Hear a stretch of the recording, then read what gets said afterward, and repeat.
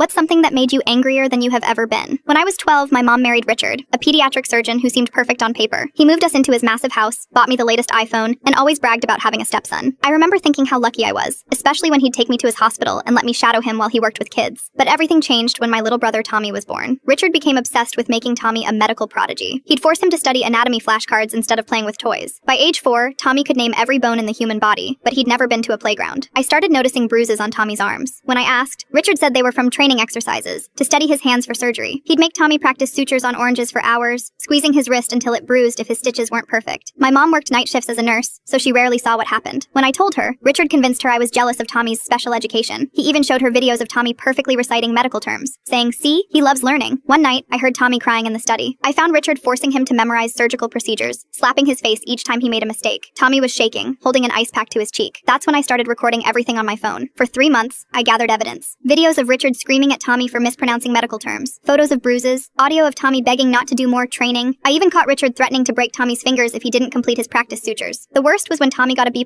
on his kindergarten science test. Richard locked him in the basement medical lab for hours, making him practice procedures on mannequins until his hands bled. I recorded Tommy's screams and Richard yelling, "No son of mine will be mediocre!" I tried showing my mom the evidence, but Richard had convinced her I was trying to ruin their marriage. He even started telling people I was mentally unstable, jealous of my gifted brother. Some nights, I'd hold Tommy while he cried, promising I'd find a way to stop it. The breaking point came when Tommy turned 5. Richard bought him a real surgical kit and demanded he practice on our family dog. Tommy refused, so Richard grabbed his arm so hard it snapped. I heard the crack from upstairs. Richard rushed Tommy to his hospital, telling everyone he fell down the stairs. But this time, I was ready. I sent all my evidence to every doctor in the pediatric department, the hospital board, and CPS. I included timestamps, dates, and medical records I'd stolen from Richard's office, showing he'd been treating Tommy's injuries himself to avoid questions. The next day, police officers showed up during one of Richard's surgeries. They arrested him right in the operating room, still wearing his scrubs. Turns out he'd done this before. His first wife had taken their kids and disappeared, but no one believed her stories about the respected surgeon. My mom finally saw the truth when they showed her my evidence. She broke down completely, realizing she'd let this happen. She quit her job, moved us across the country, and got Tommy into therapy. He's 13 now and wants to be an art teacher. He hasn't touched a medical textbook since.